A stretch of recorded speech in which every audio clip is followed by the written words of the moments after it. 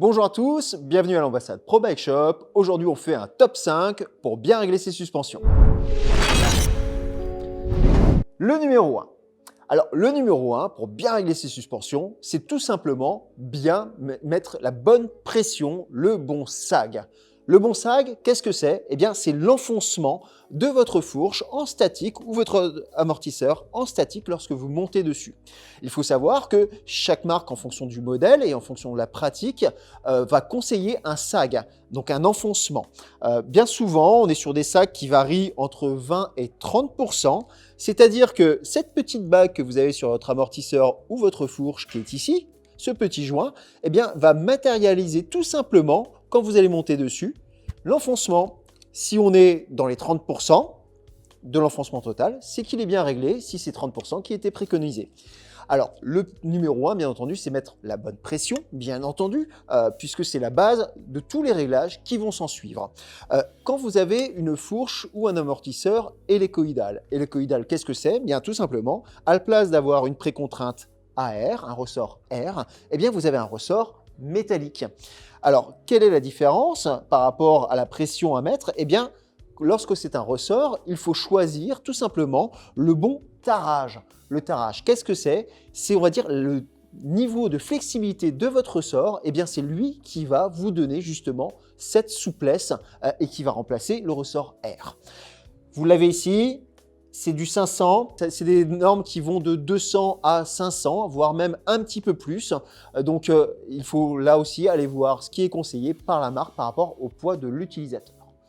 Voilà. Le numéro 2. Le numéro 2, c'est le rebond. Eh bien, le rebond, qu'est-ce que c'est? Eh bien, c'est la rapidité du retour de la fourche lorsqu'elle a été activée. Il y a l'enfoncement et ça, c'est le retour. Donc ça, c'est le rebond, c'est la détente. Alors, à quoi ça sert? Eh bien, tout simplement à stabiliser le vélo et ça influe sur la dynamique du vélo. Très clairement, quand vous allez vous retrouver dans des endroits un petit peu techniques qui vont vous secouer, eh bien, vous allez mettre un petit peu de rebond, c'est-à-dire un petit peu de lenteur. Du coup, le vélo va accompagner un petit peu mieux le mouvement et cela va vous stabiliser. Le rebond, où est-ce que c'est? Bien souvent sur la fourche. C'est la petite molette rouge que vous voyez ici en dessous, sur laquelle que l'on va actionner. On va le retrouver également sur certains amortisseurs. Ça va être le cas par exemple sur celui-ci. Bien souvent, cette molette est rouge, il faut le savoir. Vous l'avez quasiment sur toutes les fourches à partir d'un certain niveau de gamme. C'est parfois le seul réglage que vous aurez dessus. Alors surtout, n'hésitez pas à tester. Sur certaines marques, on a même, par exemple comme chez RockShox, un petit lapin et une petite tortue qui symbolisent justement la rapidité du retour. Donc, si ça tape trop, si vous faites trop secouer, mettez un peu de lenteur. On va passer ensuite au numéro 3. Le numéro 3, c'est compliqué, c'est la compression haute et basse vitesse. La compression haute et basse vitesse, là, on va commencer à rentrer un petit peu dans le détail, dans la complexité. Ça va être la rapidité, pas de retour, mais d'enfoncement de votre suspension, de votre amortisseur. C'est les petites molettes que vous avez ici sur le haut. Alors, pour être schématique, la basse vitesse, la compression basse vitesse, ça intervient à quel moment? Eh bien, ça intervient essentiellement au freinage ou sur les appuis, sur le poids de la personne, du pilote sur le vélo. Donc, clairement, un vélo qui va manquer dans un dévers, par exemple, ou au freinage, manquer de grip, c'est certainement parce que la compression donc basse vitesse est trop ouverte. Du coup, elle vous fait perdre le grip. Donc, dans ces cas-là, on la ferme un petit peu. A contrario, si dans des endroits comme ça, en dévers, au freinage ou quoi que ce soit, vous trouvez que le vélo est trop ferme, trop dur, vous en prenez plein les bras, eh bien là, il faudra ouvrir légèrement cette compression basse vitesse. La compression haute vitesse cette fois. La compression haute vitesse, elle intervient essentiellement lorsqu'on est dans un endroit qui tabasse, des pierriers, des champs de racines, les endroits où la fourche est vraiment mise à rude épreuve et à des fréquences très élevées, très hautes. Alors là aussi, si vous vous faites vraiment secouer, que c'est trop ferme et que vous perdez énormément le contrôle du vélo, c'est certainement que votre compression haute vitesse est trop fermée. Il faut donc l'ouvrir pour que ce soit plus souple, plus facile, que ça s'enfonce un petit peu plus facilement. A contrario, si vous estimez que cette fois la fourche plonge trop sur ses chocs, que vous consommez trop de débattement, c'est qu'elle est trop ouverte et là, cette fois, il faudra la fermer pour avoir le maintien idéal. La compression haute et basse vitesse, on commence à être dans le détail, ça s'exprime plus pour les experts, pour les pilotes qui mettent à mal leur matériel et surtout sur du matériel assez haut de gamme, mais c'est hyper important si vous voulez bien utiliser votre matériel. On va retrouver ensuite le numéro 4, les spacers.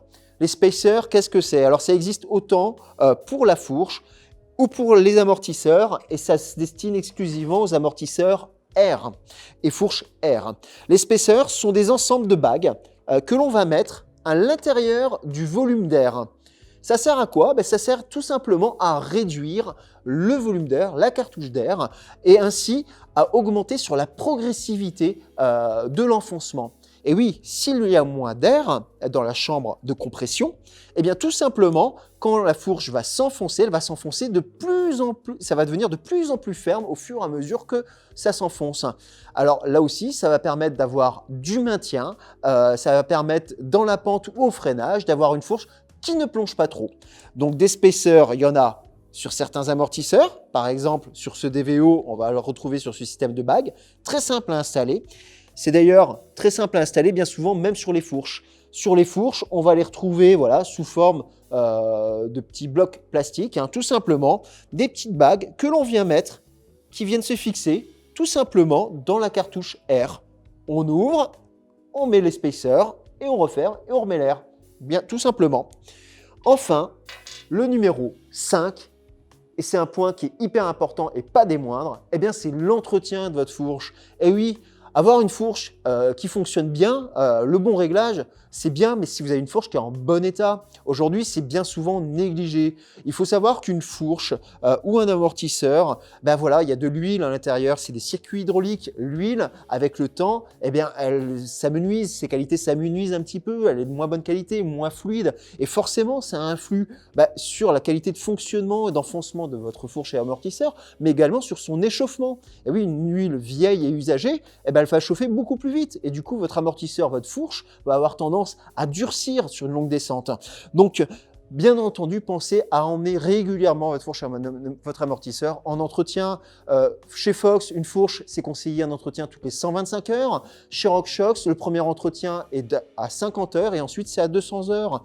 Eh bien, faites-le. Une fourche qui est bien réglée et un amortisseur qui est bien réglé, ça fonctionne que si le matériel est en bon état. Voilà, j'espère que vous en savez plus. Si cette vidéo vous a plu, vous en voulez d'autres comme celle-ci, n'hésitez pas à vous abonner en cliquant sur la petite cloche juste en dessous. Et si vous avez des questions, vous nous les posez en commentaire juste en dessous également. Allez, j'espère que vous avez passé un bon moment. Nous, oui. À bientôt pour un prochain numéro.